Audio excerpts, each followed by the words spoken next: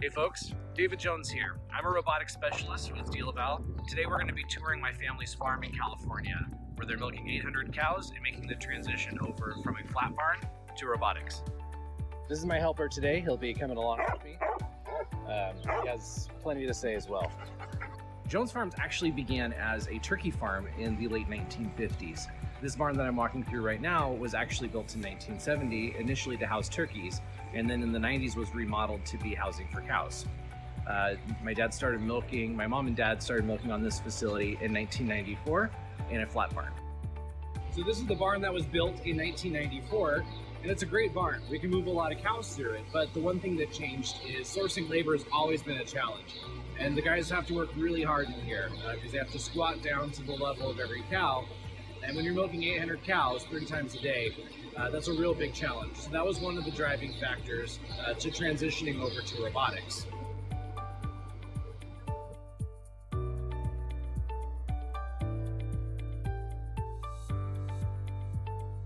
So behind me, you can see 2 VMS Classics. We began milking with these in 2018, and initially, robotics were just an experiment for us. We weren't sure if it was going to be something that adapted well to our farm, to this home. And so we decided to put in 2 units to start, and if it worked, then we would expand. So happy to report that it worked, and the cows have adapted extremely well, and there's plenty of benefits to be had with robotics. Since the Classics were such a success, plans began for Phase 2 and Phase 3. So currently today, in January, we fired up 4 more V300s, so the brand new robots, and we're running right now 68 cows per robot here in these 2 pens, and milking extremely well, averaging over 95 pounds most days, so we're very excited about that. So the next 4 robots at Jones Farms were also retrofits. So there's 2 in each pen in this barn that's right behind me. And then on the other side in front of me, there is a brand new barn that's being constructed where 8 robots will be held. So on the Classics and these 4 V300s that are currently up and running, the design is a free flow design. So there's 2 robots, each pen at the end of the barn that the cows have access to at all times. And it's a very simple and very effective design. Free flow is always going to be an easier option on retrofit because we can put the robots down and get ready to go. Normally, retrofits are always going to be a bit more challenging to work with because when we're designing a robotic facility from the ground up with freestalls, typically there's going to be more square footage per cow than in a conventional freestall barn. And that's to create more opportunities for a cow to get from point A to point B. And give her more opportunities with less barriers to get milked.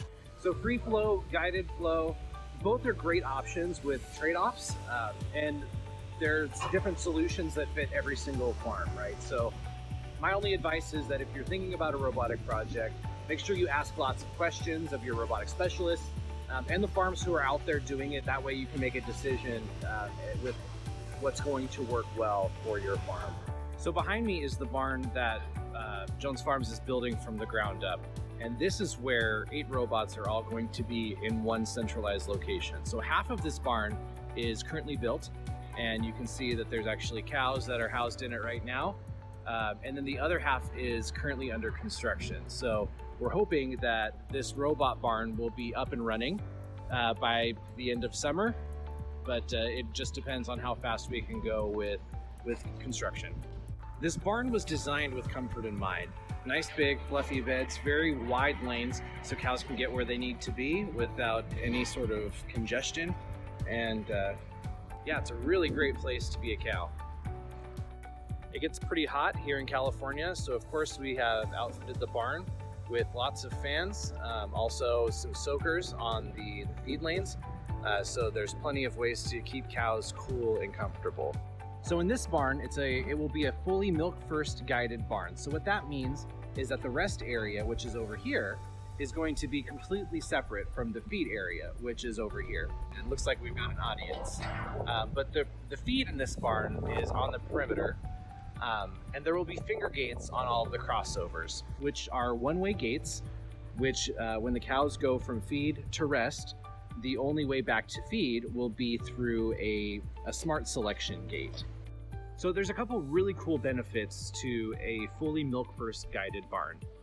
One is that we're pre-selecting cows to get milked. So we're only sending cows to the robot that have milking permission. I looked this morning and we had over 50 refusals per robot. So what that means is every time a cow goes to the robot and she doesn't have milking permission, it's counted as a refusal.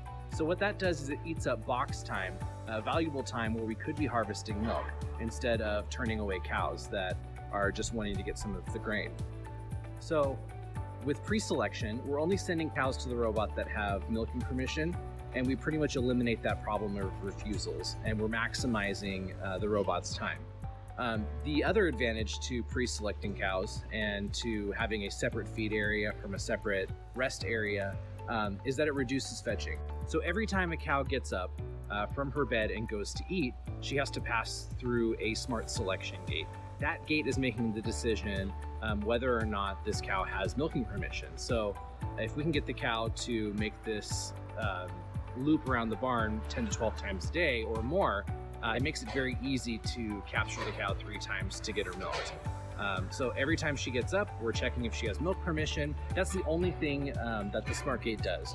And it's the only thing that is the difference between a milk-first guided barn and a free-flow barn. It's just that we're sending cows to the robot that have milking permission. Thanks for joining me and Bourbon on this tour. Hope you enjoyed it.